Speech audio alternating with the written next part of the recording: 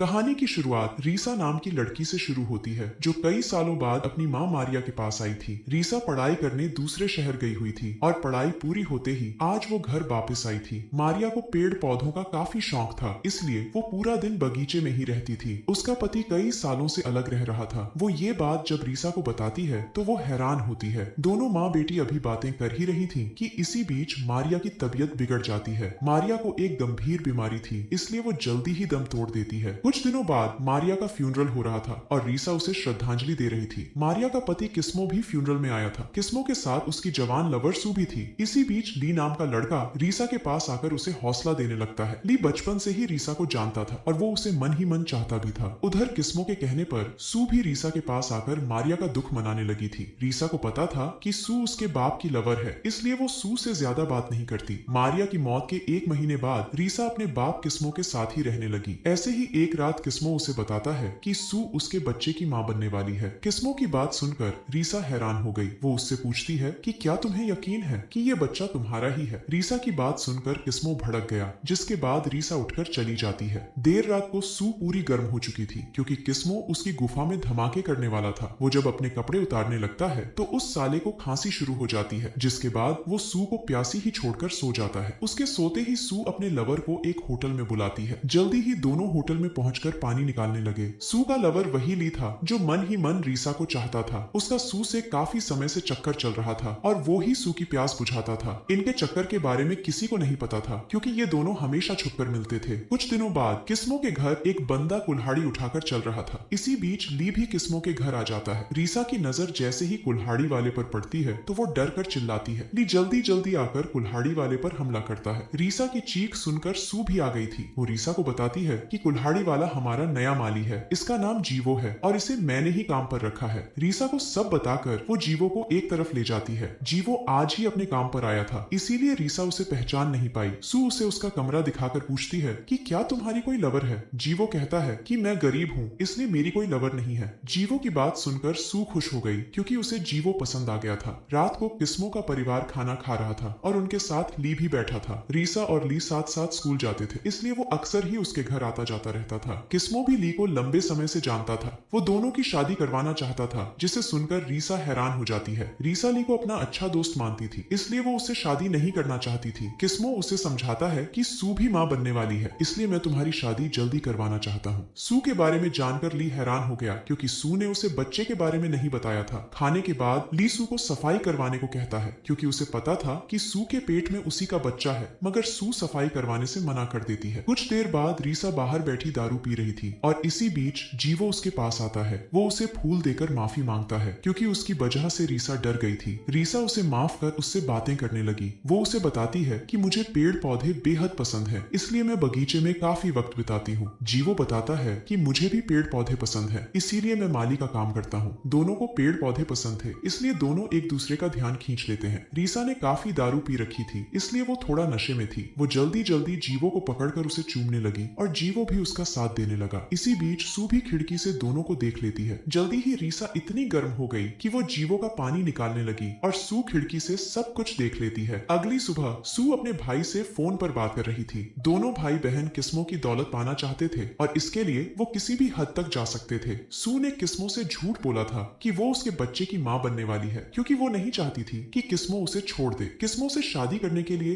वो हर हाल में मां बनना चाहती थी। ना तो ली उसके पैर भारी कर पाया था और ना ही किस्मो उसे मां बना सकता था। उसका भाई उसे नए बंदे के साथ करने को कहता है, जिसके बाद उसका ध्यान जीवो की तरफ जाता है। कुछ देर बाद जब जीवो अपने कमरे में आता है तो वहां सू को देखकर हैरान हो जाता है। सू उससे ज्यादा बात नहीं करती बल्कि जल्दी जल्दी उसे गर्म कर उसका पानी निकालने लग जाती है। दूसरी तरफ किस्मो अपनी बेटी रीसा को समझा रहा था कि तुम्हें ली से शादी कर लेनी चाहिए। उसके बार बार समझाने पर रीसा सोच में पड़ जाती है। अगली सुबह जीवो अपने कमरे में था और इसी बीच सू उसके पास आती है। वो उसके लिए कई तोहफे लेकर आई थी जिन्हें देखकर जीवो खुश हो गया था। सू उसे एक नया फोन देकर कहती है कि जब तुम रीसा की गुफा में धमाके करोगे तब तुम्हें उसकी वीडियो बनानी है। जीवो पहले तो मानता ही नहीं कि उसका रीसा के साथ चक्कर चल रहा है, मगर जब सू उससे कहती है कि मैंने खिड़की से सब देख लिया था तो वो सोच में पड़ जाता है। जीवो अपनी बीमार माँ का इलाज करवाना चाहता था, इसलिए उसे पैसों की जरूरत थी। सू उसे पैसों का लालच देती है, जिसके बाद जीवो रीसा की वीडियो बनाने के लिए तैयार हो जाता है। दूसरी तरफ ली रीसा के साथ था। वो रीसा से कहता है कि मैं तुमसे बेहद प्यार करता हूँ, इसलिए मैं तुमसे शादी करना चाहता हूँ। किस्मो भी दोनों की शादी करवाना चाहता था, इसलिए रीसा शादी के लिए मान जाती है। उसके यहाँ कहते ही ली उसे चूमने की कोशिश करता है, लेकिन रीसा उसे रोक देती है। रीसा को ली की हरकत पसंद नहीं आई थी, इसलिए ली उससे माफी मांगकर चला जाता है। थोड़ी देर बाद रीसा जीवो के कमरे में आती है। वो उसके पास आकर कहती है कि मेरा बाप मेरी शादी ली से करवाना चाहता है, लेकिन मैं उस साले से शादी नहीं करना चाहती। जीवो उसे समझाता है कि ली एक अमीर लड़का है, इसलिए तुम उसके साथ खुश रहोगी। मगर रीसा उससे कहती है कि मैं उससे नहीं बल्कि तुमसे प्यार करती हूँ। उसकी बात पूरी होते ही दोनों एक दूसरे को चूमने लगे।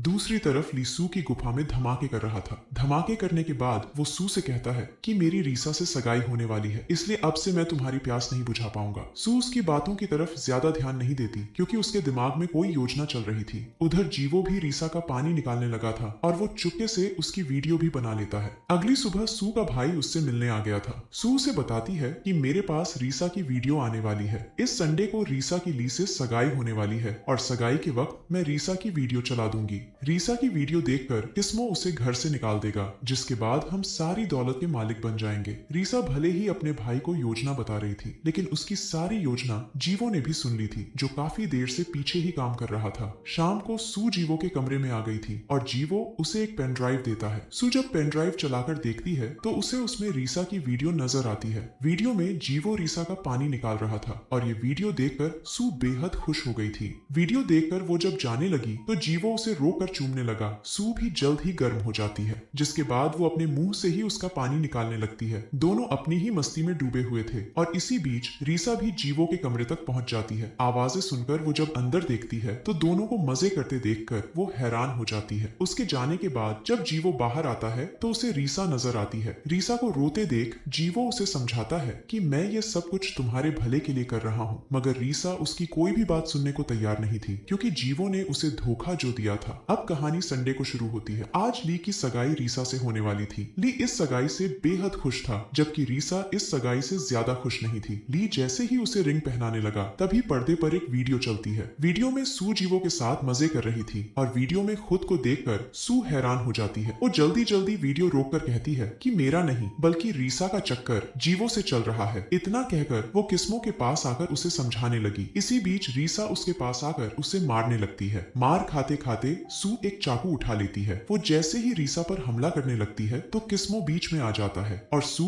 उस पर हमला कर देती है। सू की सारी योजना फेल हो गई थी। इसी शोर शराबे के बीच जीवो भी रीसा के पास पहुंच गया था। दरअसल जीवो ने पहले ही रीसा को सब बता दिया था कि सू तुम्हारी वीडियो बनवाकर तुम्हें घर से निकालना चाहती है, ताकि वो खुद किस्मो की सारी दौलत हासिल कर सके। जीवो ने रीसा की वीडियो भी बनाई थी और इसी के साथ उसने सू की वीडियो भी बना ली थी। उसने सगाई के वक्त वीडियो बदल दी थी। उसने वो पेन ड्राइव हटा दी थी जिसमें रीसा की वीडियो थी और उसकी जगह वो पेन ड्राइव लगा दी थी जिसमें सू की वीडियो थी। जीवो को भी रीसा से प्यार हो गया था, इसीलिए उसने ये सब किया था। कहानी के आखिर में किस्मो मर जाता है, जिसके बाद पुलिस सू को पकड़ कर ले जाती है। जीवो नौकरी छोड़कर जाना चाहता था, लेकिन रीसा उसे अपने पास रोककर उससे शादी कर लेती है। इसी के साथ इस कहानी का यही अंत